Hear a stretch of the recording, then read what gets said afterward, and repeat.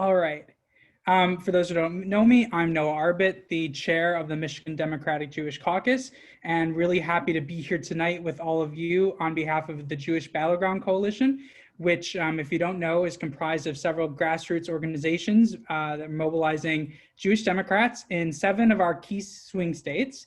The Florida Democratic Party Caucus of American Jews, which is chaired by Rabbi Mark Weiner, who is on here somewhere. The Jewish Democratic Women's Salon, Atlanta, JDWS, led by Valerie Habiff and Joni Shubin. The Michigan Democratic Jewish Caucus, led by me. And the Minnesota Jewish Outreach for Joe Biden, led by Ben Weisbuck. Democratic Jewish Outreach Pennsylvania, chaired by Jill Zippin. Texas Democratic Jewish Outreach, or Jewish Caucus, chaired by Rosalie Weisfeld, and the Wisconsin Jewish Democrats, led by Richard Schwab. JBC has been working together since mid-summer around, I would say. But, we've been really banding together to make sure that, in the swing states in particular, we are all at our strongest and we can, work together on these joint events.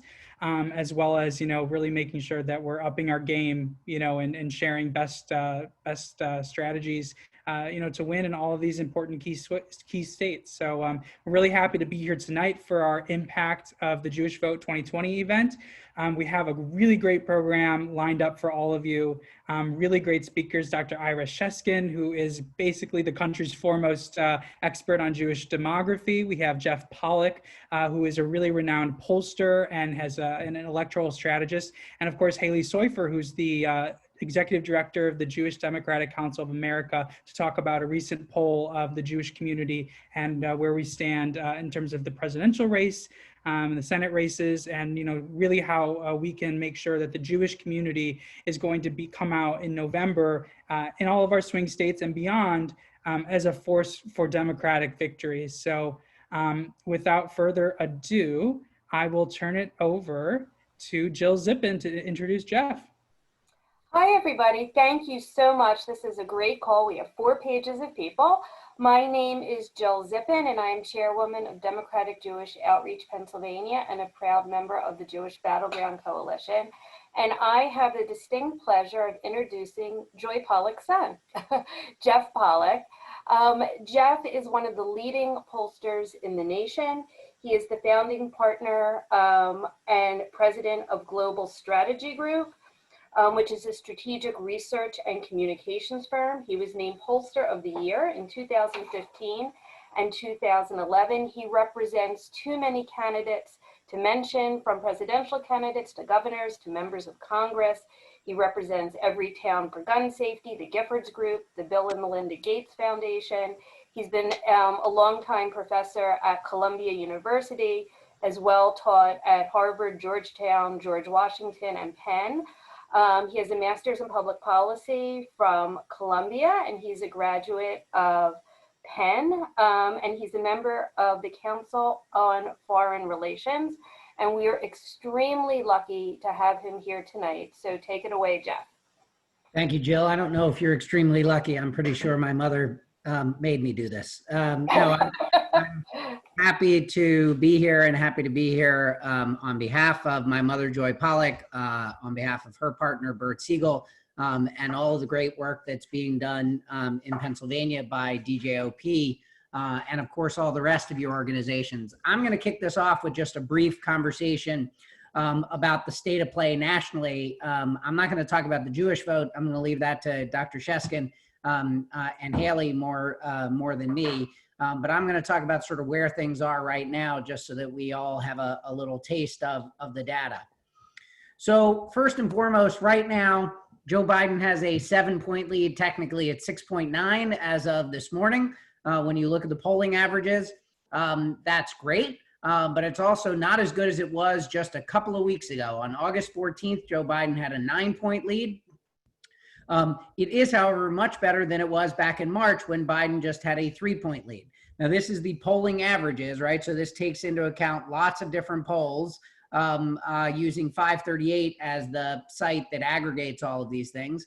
And we can talk about the polls and sort of why I believe them more, but let me get into the more important thing than just the national numbers, because all of us on this call know the national numbers mean nothing. It's all about the swing states. And in particular, it's all about Michigan, Pennsylvania, Wisconsin. Nationally, while Biden is winning by 7, in Michigan, he leads by 4, in Pennsylvania by 4, and in Wisconsin by 7. There was a good poll in Wisconsin today. There was a bad poll in Wisconsin, not particularly bad, still showed Biden ahead, but closer. And so these are the averages. In Florida, the average has Biden up by about 2.5 to 3, which is good. Arizona, the average is at 5. North Carolina is 1. So that is pretty great in terms of all the states that are in play. The other 3 states that are more reaches, but still in play, and the Biden campaign is spending money in them on television is Texas, Iowa, and Georgia. Texas, Iowa, and Georgia being also very important because of the Senate races that are happening within them. We know that Biden needs Michigan, Pennsylvania, and Wisconsin. Of course, he could lose all 3 of them if he just wins Florida.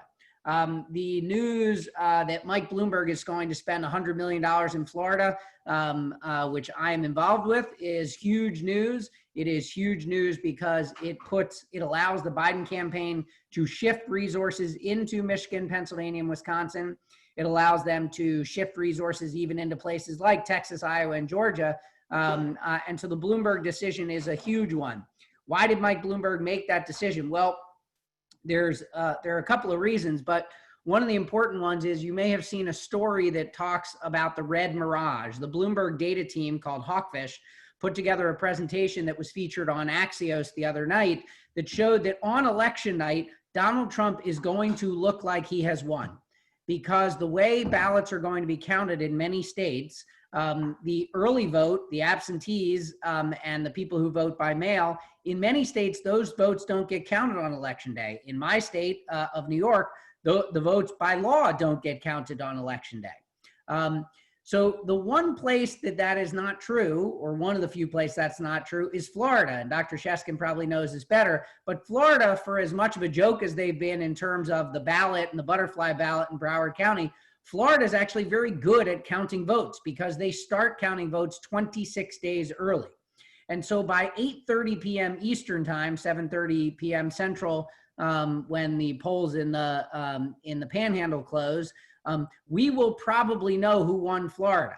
And so the reason that Mike Bloomberg decided that Florida was the most important thing was to shut down a narrative, because if Donald Trump looks like he's won Pennsylvania, Wisconsin, Michigan because of this red mirage, if he loses Florida, the game is over. Everybody knows he can't win. There is almost literally no path for him to be president if he loses Florida, and thus that decision. So there has been some dips in things. This goes back to just July 22nd. I just want you to see how much better shape we were in. Michigan +7, Pennsylvania was +7, Florida +6. So really it was only a short while ago, July 22nd, where Biden had a much more significant lead in all the swing states, and Texas and Iowa were tied. Why is that why has the lead shrunk? Well, one of the main reasons is that on the economy, Donald Trump still is doing too well. If you ask, is he doing a good job on the economy? Back on August 3rd, it was -6. He's now closer to 50-50. And if you ask voters who's better on the economy, Donald Trump or Joe Biden, Donald Trump wins. And presidential elections are almost always referenda on the economy. This one, of course, is going to be different because this one's going to be different because of the pandemic. But the economy is still in play, and Trump is certainly going to do what he can to make sure that people think about it. Let's talk about the Senate for just a bit. So the Democrats hold 47 seats. That means they need 3. It really means we need 4, because unfortunately the state of Alabama, where we have Doug Jones, that is a very, very difficult seat for us to win. We will try, we will do what we can. But the reality is, even if Doug Jones were on this Zoom, he would tell you that he'll have a hard time winning. So we assume that we need to win 4 seats. Well, one of the good things is that all of the neutral raters, the people who say how the races are likely to go, have moved all the races in the Democrats' direction. Arizona moved from toss-up to lean Democrat. That's remarkable. An incumbent Republican, and we're saying lean Democrat, or they are saying lean Democrat. Same in Colorado. But even places like Alaska, where a campaign that I'm doing, Dr. Al Gross, nice Jewish boy from Alaska, running a statewide race. And right now, it's still more likely to be a Republican, but the fact that it's moved from safe to likely is significant. So ratings raters across the country have moved things in the Democrats' direction. Excuse me. So let's talk about the individual races. The #1 rated race by National Journal is Doug Jones, the one that I just talked about, meaning #1 likely to flip. That's the bad news. Here's the good news. Colorado, North Carolina, Arizona, and Maine, the next 4. In Colorado, the last public poll has John Hickenlooper up by 5. In Arizona, the last public poll has Mark Kelly up by 3. In North Carolina, last public poll has him up by 3. In Maine, Sarah Gideon up by 1. I am directly involved in all of those races. I'm also involved in Iowa and Montana, where the numbers are a little bit worse. In Iowa, there's a public poll the other day. Teresa Greenfield down by 5 points. In Montana, Governor Bullock down by 3 points. Now, these truthfully are all bipartisan polls that were done by two, the AARP was the sponsor, but it was done by a Democratic and Republican firm. What I can also tell you is there's been a lot of other polls that show these races to be in better shape for the Democrats. So these are still pretty good numbers. So let's say we lose Doug Jones, unfortunately. Right now, we are still, at least as the data says, in shape to pick up 2, 3, 4, and 5. And Chuck Schumer, assuming that Joe Biden is the president, would be the majority leader. There's also a host of states that are in play that are below those top 7. Georgia, the 2 races. Georgia, the first one, Raphael Warnock. That's the weird one where 4 candidates are running at the same time. And so no candidate is going to win with a majority. We just have to get into second place. Raphael Warnock is the endorsed DSCC candidate. There's also young Mr. Lieberman who's running in that race, but is further behind. Then Georgia, the other Georgia seat where John Ossoff is at 48 right now, is leading. He actually could win and could get to 50. If he doesn't get to 50, there's a runoff, and that's bad. We don't want to run off in Georgia because having to compete for that later is a problem. Kansas, Dr. Barbara Bollier only down by a point. Texas, MJ Hagar down by 4 points. Amy McGrath down by 5. Al Gross, there wasn't that AARP poll. There was a public poll about a month ago showing the race tied.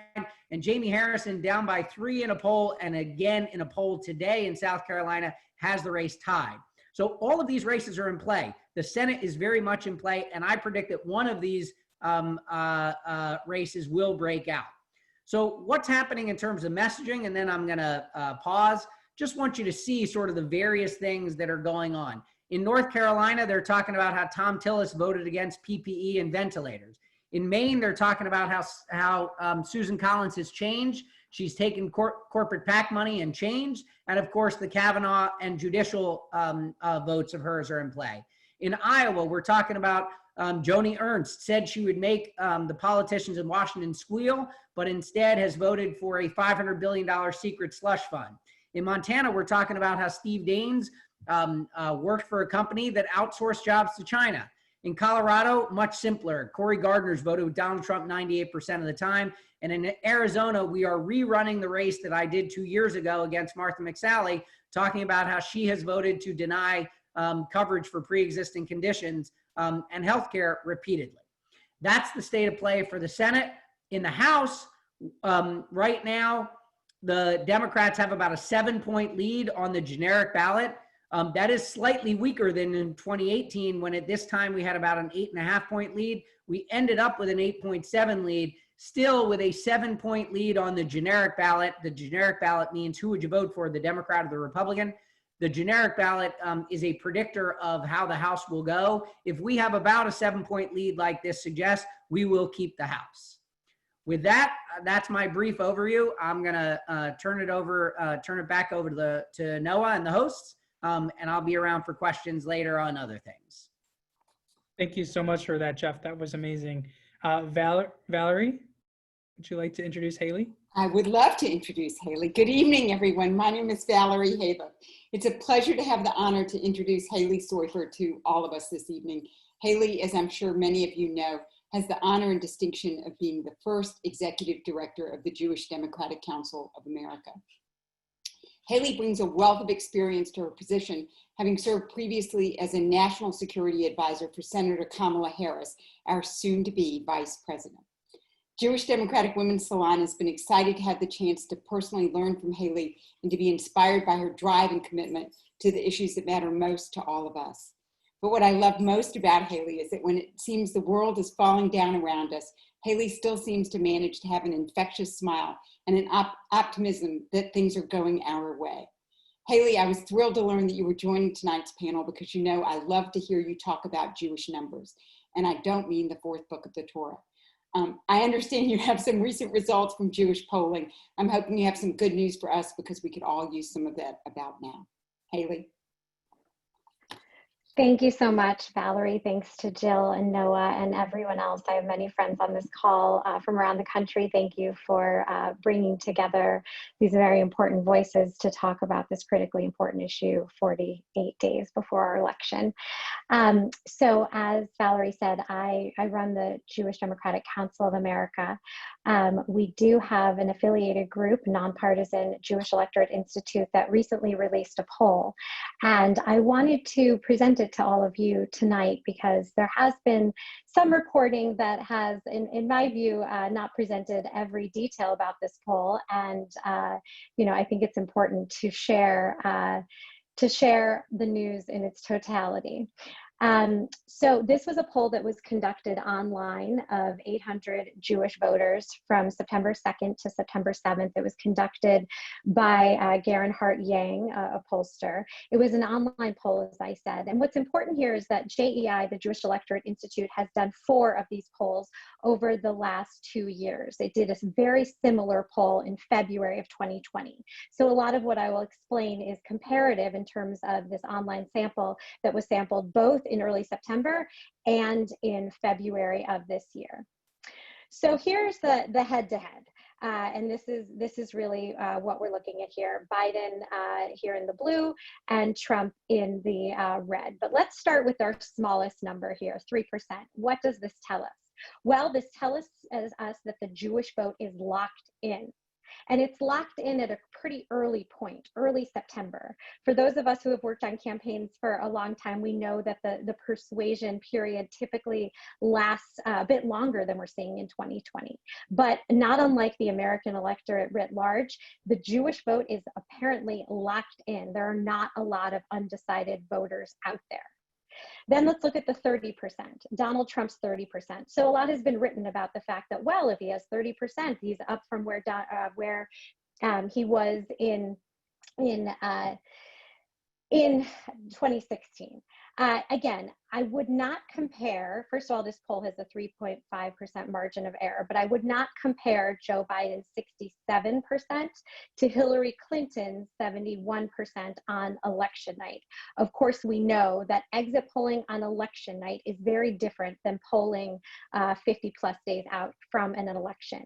Donald Trump's 30% number is exactly the same number that we found in February of 2020, which means that despite Donald Trump's efforts to do everything to win over Jewish voters, to include the UAE agreement from yesterday, and we pulled the agreement, even though it wasn't signed, people were aware of it in September 2nd through 7th, his numbers have not changed. We are talking about zero change from February 2020 to September 2020, which essentially means he's not winning over any Jewish voters. Now, it doesn't appear as though he's lost them yet either.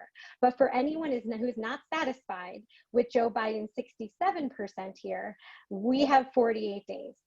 Let's do everything we can to increase this number. And of course, I find it interesting to see the disparity between men and women.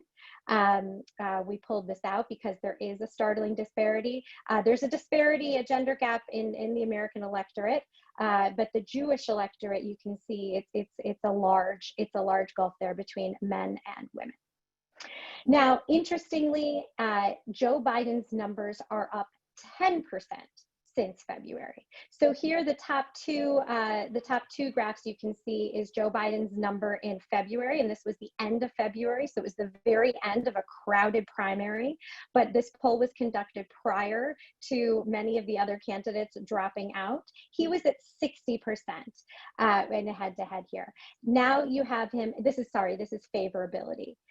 Then you have him at 70% in terms of favorability. So you see a big increase, 10% since February. And Kamala Harris at exactly the same number in September in terms of favorability. You can see Donald Trump and Pence about the same numbers in terms of disapproval. Now, importantly, this is issues driving the Jewish vote in this election. The question that was asked is, what is the most important issues to you when deciding which candidate to support? And these are the issues in order in terms of the answers. The degree of blue has to do with the intensity. So you can see the darker blue, they said one of the most important. The lighter blue, they said it's very important.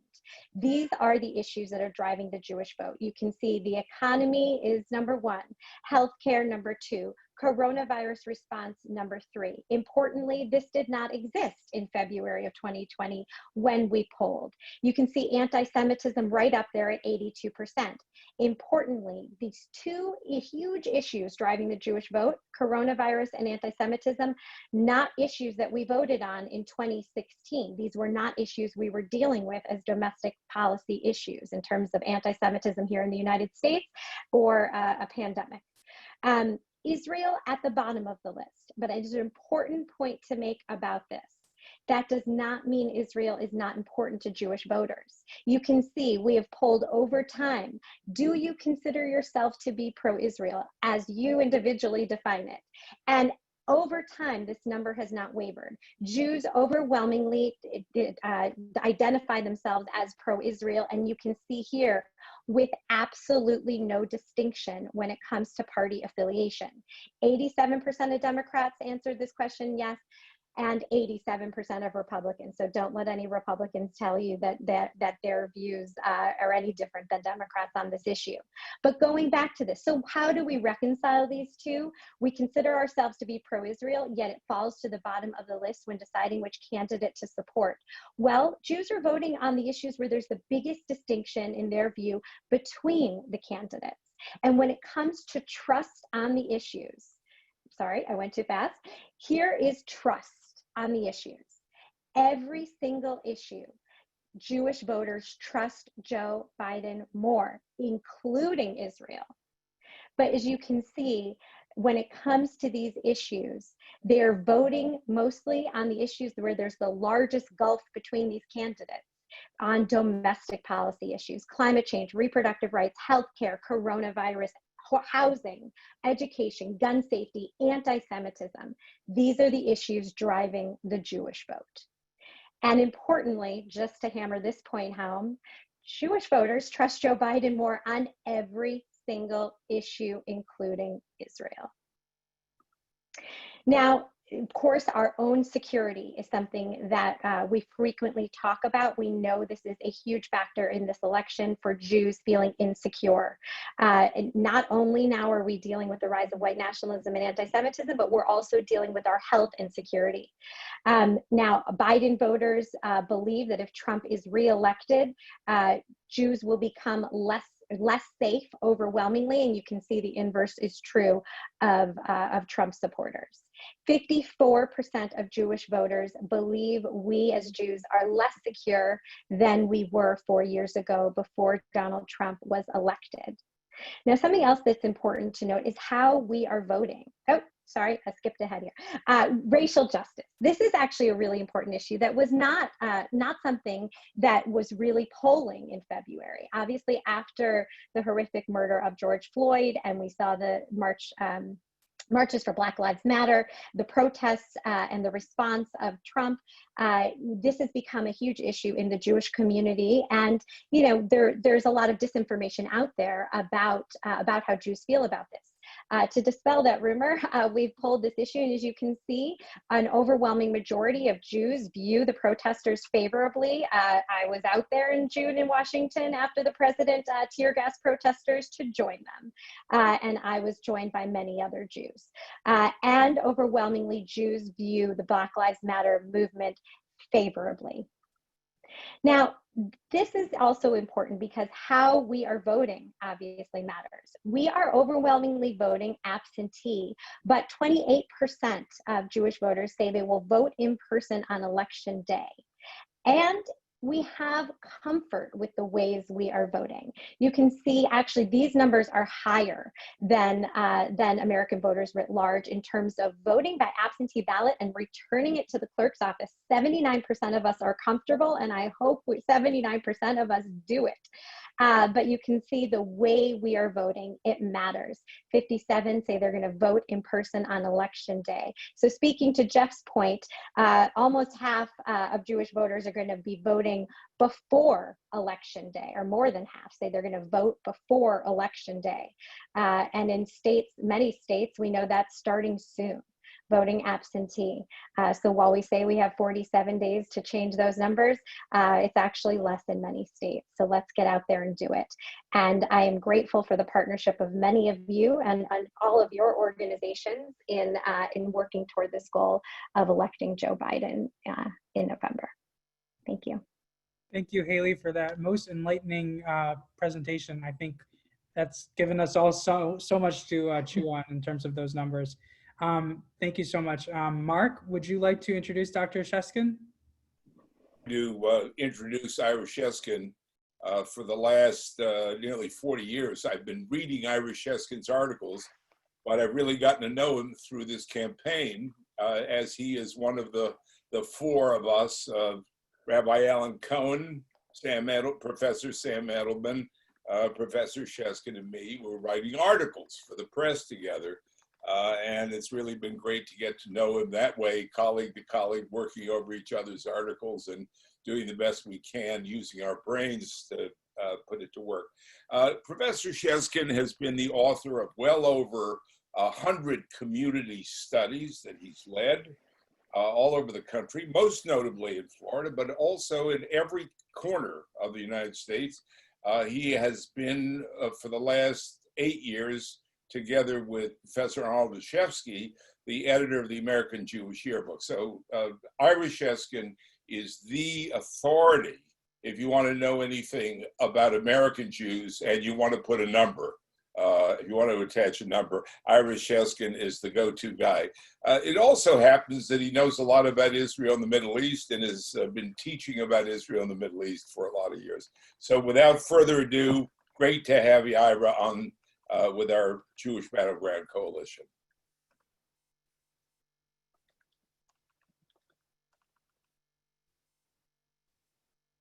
Ira, are you speaking? Yeah, I am now. I was muted for whatever reason. Gotcha. Okay, good evening. I'm delighted to be here tonight.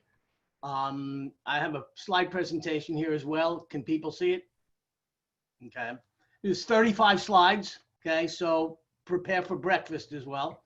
All the slides in the upper left-hand corner have numbers so that in case you have a question about one later, you can refer to a slide number if you'd like, okay? I'd like to start off with some results from the famous Pew survey in 2013 that I think are important in interpreting, in fact, all the polls that we recently looked at. Pew divided Jews into two groups, Jews by religion and Jews of no religion. The Jews by religion, when asked, what is your religion in national polls, respond Jewish. The Jews of no religion in the national polls don't respond that their religion is Jewish.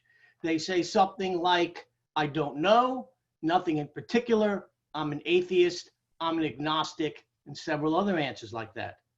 All those people are then asked, do you consider yourself Jewish for any reason, okay? Any other reason than religion. And that turns out to be 22% of American Jews. And among those millennials under 33 years old back in 2013, that number goes from 22 to 32%. Now, what's important about this is the Pew report shows, not surprisingly, that Jews of no religion have different opinions and attitudes and vote differently than Jews by religion. As a result of that, when we look at surveys that qualify people to be Jewish just by religion, we're underestimating the Jewish vote for Biden. All the Orthodox are going to be Jews by religion, for example. Okay? So I think that's important to keep in mind when we look at all of these polls. The Jewish population of the United States in 1950 was 5 million. Today it's up to 7.1 million. The recent increase, I think, from 2010 to 2020 is mostly due to better counting rather than a larger head count. Without the Jews from the former Soviet Union and their descendants, the Jewish population of this country probably would have declined. Jews are one of the smaller groups, 2% of the population. Asians, blacks, Hispanics, much more. By religion, Jews are still one of the smallest. What's kind of interesting here is that Jews are about 2% of all Americans. Hispanics are about 18%. That's 9 times. But when you look at the number of Jews voting and the number of Hispanics voting, Hispanics vote have only 3 times as many voters as their percentage of the population. So Jews are 2, Hispanics are 18, that's 9 times. But if you looked at the number of voters, there's only 3 times as many Hispanics voting as there are Jews voting. Here's a map that shows us the distribution of Jews in the United States. This is not surprising. It's New York, California, and Florida as the big 3, but New Jersey and Pennsylvania, and then Illinois not far behind. Here are the states with the largest Jewish populations. And the 4 states with the largest Jewish populations have 127 electoral votes. The top 10 states for Jews have 237 votes. And 81% of Jews live in these 10 states. However, while having a large Jewish population in a place like Florida is very important for the Jewish vote, since 42% of American Jews, 41% of American Jews live in New York or California, they are basically disenfranchised by the electoral vote system. It hardly matters how Jews in New York or Jews in California vote as to who's going to be president. And you'll see how that affects the Orthodox even more. Jews, a few demographics, tend to be older than all Americans, 24% versus 18%. And the Florida states are in, you can see the colors I've used, the Florida communities. These are communities with local community studies. This is not based on Pew. Okay, you can see in Florida in particular, as we all know, it's a lot of older Jews. Consequently, issues of Social Security, for example, and protecting that, more important among Jews, and clearly very important in Florida as well. Jews are very well educated. 58% of are college graduates versus 29% for all Americans. I think this means, with a college degree, that they'll be less likely to vote for Trump than other Americans. Median household income is, as you can see, in the United States as a whole, $55,000. You can see it's much higher for just about every Jewish community out there. Next, Orthodox Jews are 10% of the population, and they've been around 10% since 1971 in every national survey that we've done. Now, we seem to think that the Orthodox population is growing. What's really happened, though, is my grandfather called himself Orthodox because the shul he didn't go to was Orthodox. Okay, I see some people are laughing. It would be better if I could hear people laughing. Okay, today, thank you. My wife laughed for me. We're laughing. Thank you. Today, when people call themselves Orthodox, they're Orthodox. Big, big difference, okay? They send their kids to day school. They're active parts of the community.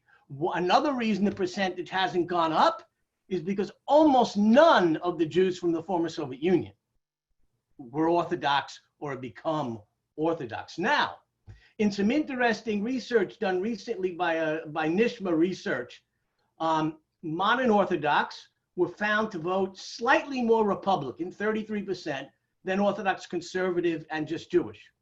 So the modern Orthodox are not very different in their voting patterns than conservative and just Jewish and Reform. It's the ultra-Orthodox who are more likely to vote Republican, and that's 2/3. The political implication, if 42% of American Jews live in New York or California where their votes don't matter, the percentage of Orthodox Jews who live in New York and California where their votes don't matter is probably in excess of 50%. I have no way of measuring it. That's somewhat of a guess, but it seems reasonable. Okay, now I put together this chart here, and this supplements some of the stuff that Jeffrey showed.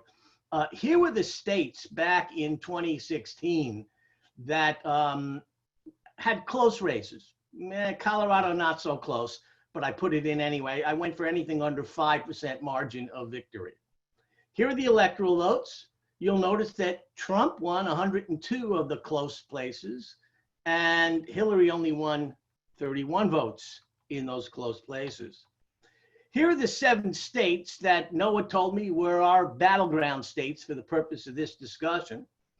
And what I did here was I looked at the margin of victory back in 2016, the number of victory, the actual number. So Trump won Florida by 113,000.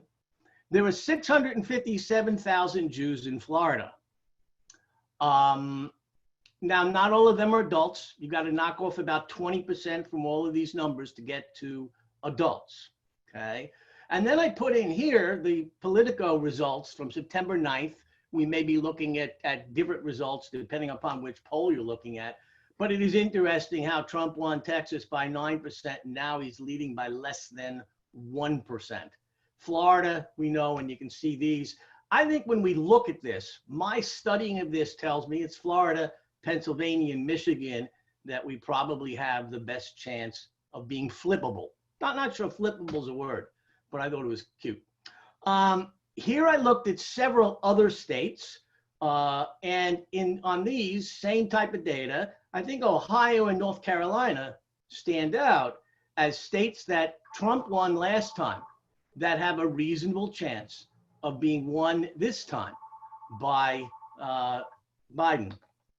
Now, here's the political party for Jews, and we're going to bust some concepts here that, some ideas that many, many people have had.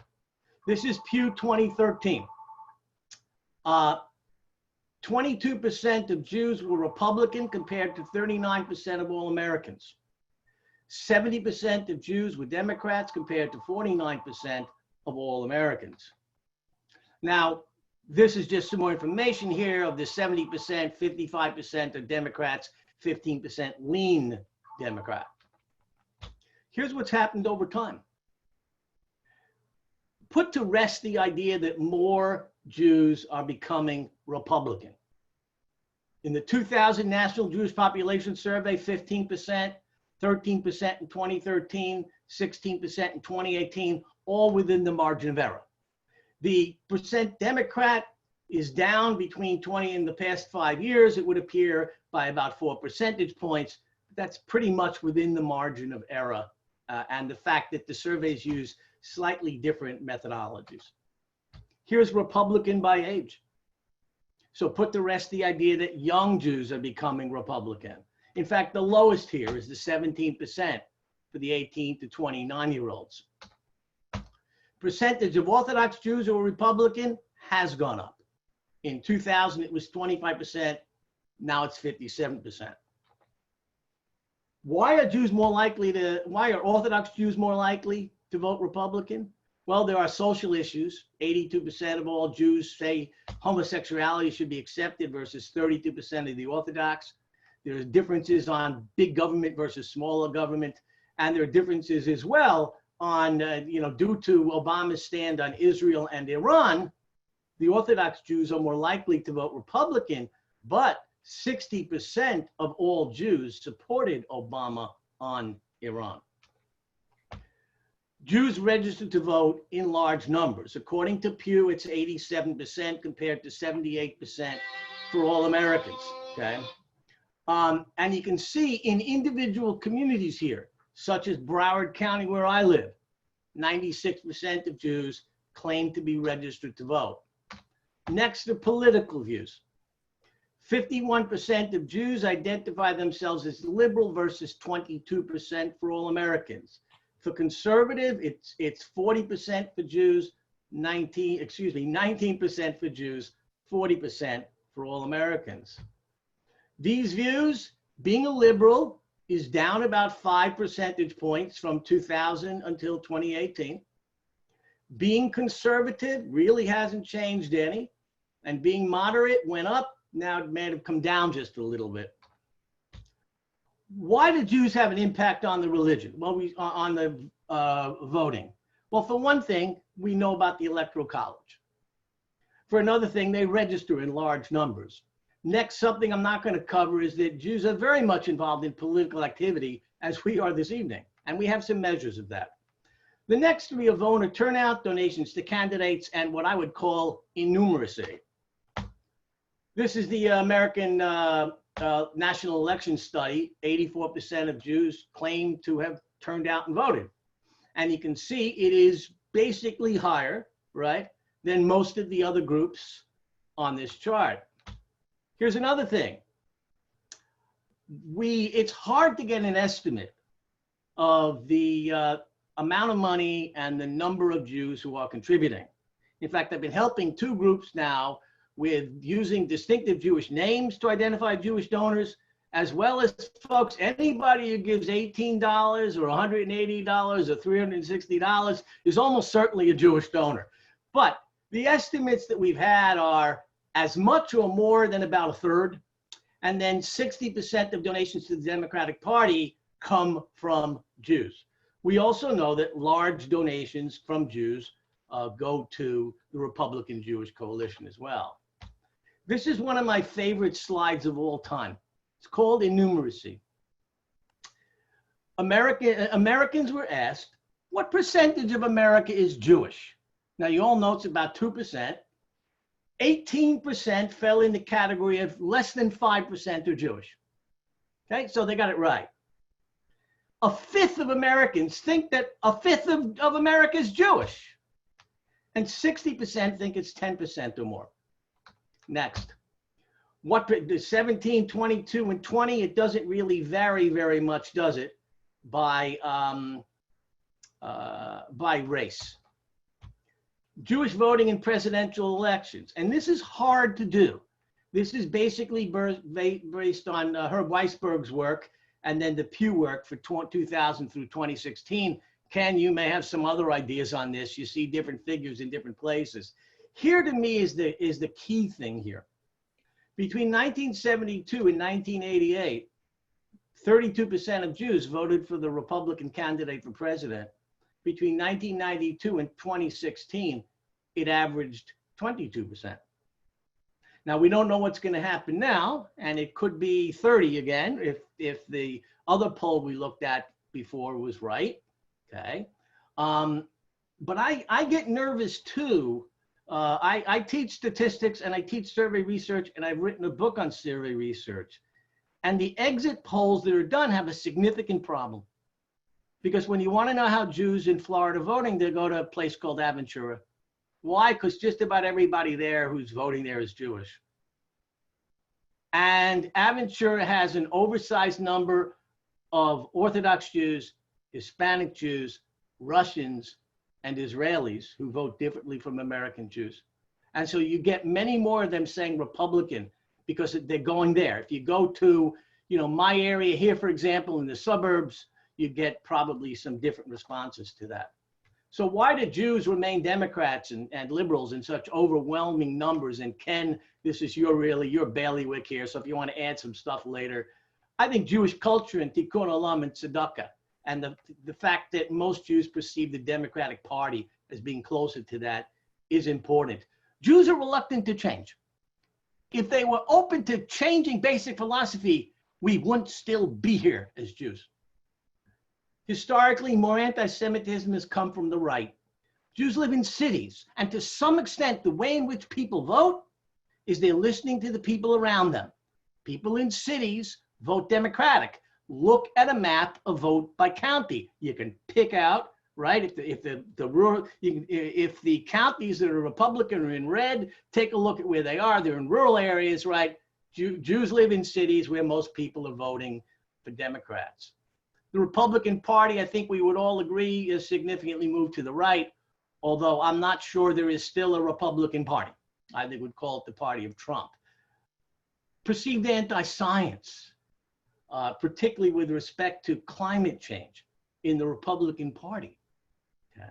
Social issues, right, are more in line for many Jews with the Democratic Party. And while, you know, people talk about AOC and several other people, there has not yet been a Democratic presidential candidate who has been viewed as negative on Israel that would have a big influence. Now, in a result that is from Pew, which varies with something that was said earlier, Republican Jews in Pew, 50% said they're very attached to Israel versus only 25% of Democratic Jews. And that differs from the survey we looked at earlier. What role does Israel play in the Jewish vote? Well, this is a 2008 study. 15 issues were read. Israel was 8th. Above Israel was healthcare, gas prices, energy, taxes, and education. When asked to name their 3 top issues from the 15, only 15% put Israel among the top 3. Okay. And so we do see here, this is consistent with the earlier survey we were looking at. Looking at a book by Herb Weisberg, which recently came out, he looked at a whole bunch of factors about attitudes toward Israel and how the Jewish vote is affected. And there were 5 factors that he found were significant in explaining who Jews voted for. One was Israel. Another was political party. Republicans tend to vote for the Republican candidate, whether you call yourself conservative or liberal, economic issues, and moral and cultural issues. So that's our little look at some basic demographics, geography, and the best results that I could certainly find on how Jews vote, particularly in the battleground states. Thank you very much. Thank you so much, Dr. Sheskin, for that. And Jill, I think we are going to our Q&A. Did you want to ask the first question, Jill? Sure. The first question we have is for Jeffrey. This is a question I get a lot, and I really want to hear your answer. Given the fact that very few people answer their landlines or even have landlines anymore, and very few people answer a cell phone when they see a number they don't recognize, and you hear about online polling maybe not being as accurate as the traditional telephone polling. How do you get accurate polls, and why should we trust a poll as being accurate? Thank you. I've never had that question. I can't imagine. I'm also a little uncomfortable. I see my rabbi is on the Zoom, so I don't even know what I should say. And my cousin Cheryl, look at that. So look, the reality is we do talk to people. Like, people do pick up their cell phones. The notion of people not picking up their cell phones to do things is not true. People pick them up. People pick up their landlines. People do lots of things. We are also using multiple methodologies to get to people these days, including younger people who we text surveys to. We text them a link, they click on it, and they take it. And you'd be amazed. Look, in 2018, the reason you're asking this question is that the polls were wrong in 2016. You wouldn't have asked me this question before because the polls have always told you what you thought was going to happen. And in 2016, the polls didn't tell you what was going to happen. And so you were skeptical. But in 2017, all the polls were right. In 2018, all the polls were right. and they told you the Democrats would take the House, and we did. So the reason that the polls were wrong in 2016 in the swing states, and let's be clear about this, the polls writ large were right. The polls told us Hillary Clinton would win the election. She did. She won the national vote. She won the popular vote. That is true. She lost in the 3 swing states that we care about by a very small margin. And what we now know is that the polls were underrepresenting the percentage of non-white college voters in each of those states, meaning we, the pollsters, did not talk to enough non-college white people. Why did we do that? Well, it's not because we don't like those people, or it's not because they don't take the polls, and it's not because there's anything called a shy Trump voter. That's a lie. It doesn't exist. It is because the exit polls for years have been predictive and told us what the electorate would look like, and the exit polls we now know are incredibly flawed. And so the advances in methodology, the advances that we have in terms of knowing who actually voted, have changed things. So now we know that the exit polls have been wrong. And in fact, if you weighted the data, meaning if you changed the data in Pennsylvania, Wisconsin, and Michigan, and reweighted it to have the correct proportion of non-college white people, the data would have told us in 2016 that the race was dead even in all those states.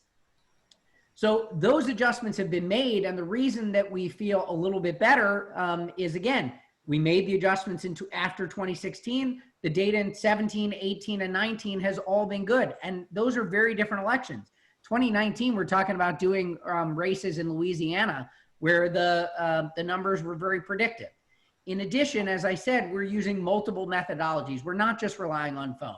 We're texting people. We're using online surveys. We are using multi-channel methodology to get voters in different places. And we feel more confident that by using those different means, we are getting a better sample. Can I promise you that we're going to be right on election day? No, I can't.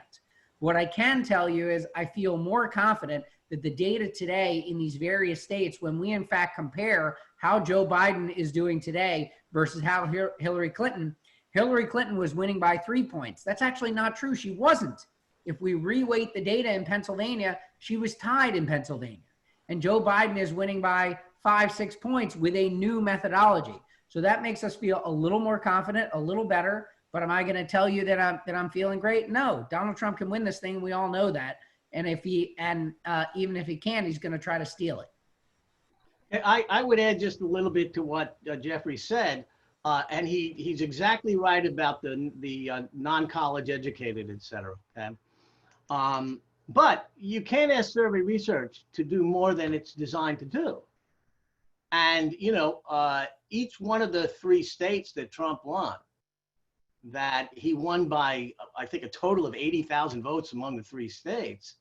Survey research isn't designed to tell you if something is 52% or 51%. It's never going to do that. It's designed to tell you if something is 50% or 60%, not if it's 51 or 52 or 49 or 50 or 51. So a poll can be right on the day in which it's taken as well. When I went to vote in 2016, the woman standing next to me says to me, I'm leaving president for last because I haven't decided how I'm going to vote yet.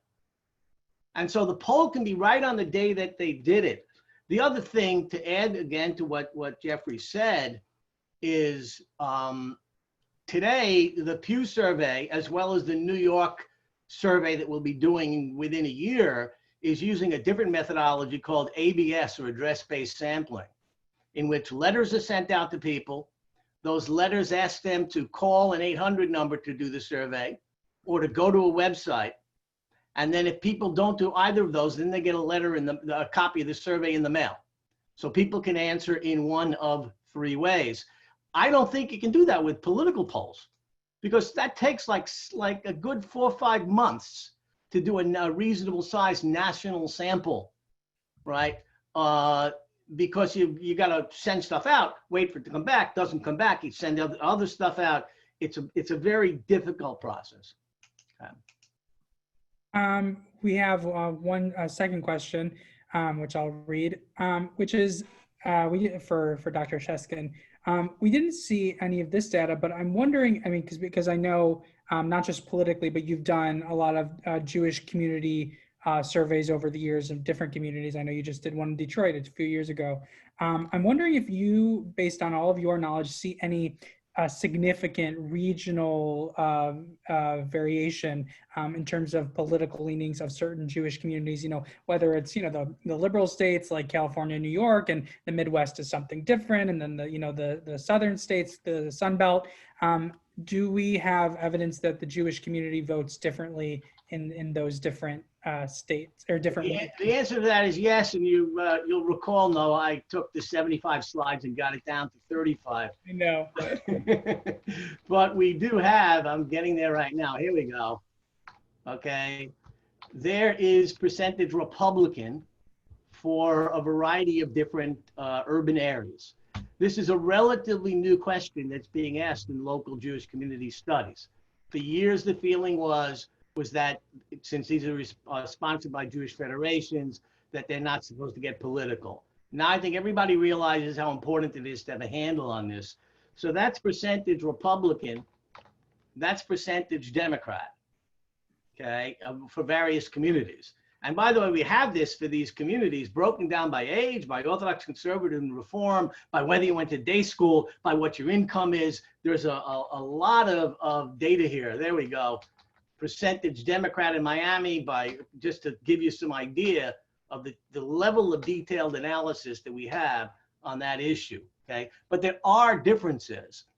Houston, for example, you might have noticed had the highest percentage Republican at 31%. Texas is, of course, a Republican state, okay? And that's probably why it has a higher percentage there. The idea that if you're surrounded by Republicans, you're more likely to adopt Republican thinking. Awesome. Thank you so much for that. I have a couple of questions in the chat that came to me. Yeah, Excuse me. this next One of the questions is, it's for both Jeff and Halie, actually for all three. Trump is pursuing a law and order approach, given the fact that we've had recent riots. Excuse me. What impact is that having on A, the vote generally, B, the Jewish vote? Who's going first? You can go, Jeff. Go ahead, Jeff. I have to think of an answer. So first of all, for all of us on this call, don't use the word riot. That's a shanda. There are no riots. That's a Trump word. There haven't been riots. There have been protests, and by and large, most of them have been peaceful. And it's Donald Trump who sent the federal agents in to Portland, something that Republicans are supposed to be utterly appalled by. The notion of the federal government sending federal agents into a city is supposed to be absolutely an anathema to the Republican Party.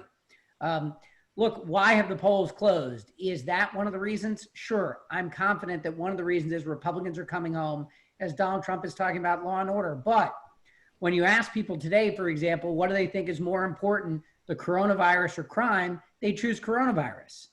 We have allowed Donald Trump to move the message from his singular failure to address this global pandemic, and allowed him, and partially because of stupidity from some of the people on the left, to be frank, but we have allowed him to move the conversation away from his failures as president to things like law and order, and we can't do that. I want to remind people in 2018, Donald Trump did the same thing, though. He tried to talk about the caravans coming from Mexico, and it didn't work. The Democrats took the House. The messaging did not work. It worked in terms of some conservative states, and that's what I'm worried about, because if you know what I'm passionate about and what you heard me in my presentation, it's those Senate races. We have to win in Montana, Iowa, North Carolina.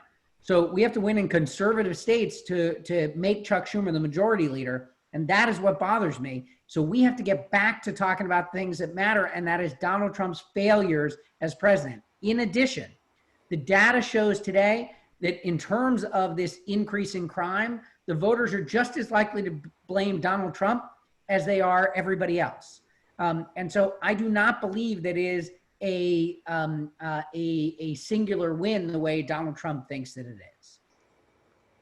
Halie, do you want to? Sure. Well, in terms of the Jewish vote and the poll, you know, I've just for purposes of answering this question, I've combined the Biden-Trump head-to-head with the with this answer of how people view the protests. And as you can see, the numbers are almost equal. So those who are supporting Joe Biden, it looks like overwhelmingly, now this is not a crosstab, but I mean, overwhelmingly here about the same number, 66%, 67% support or view the protesters favorably.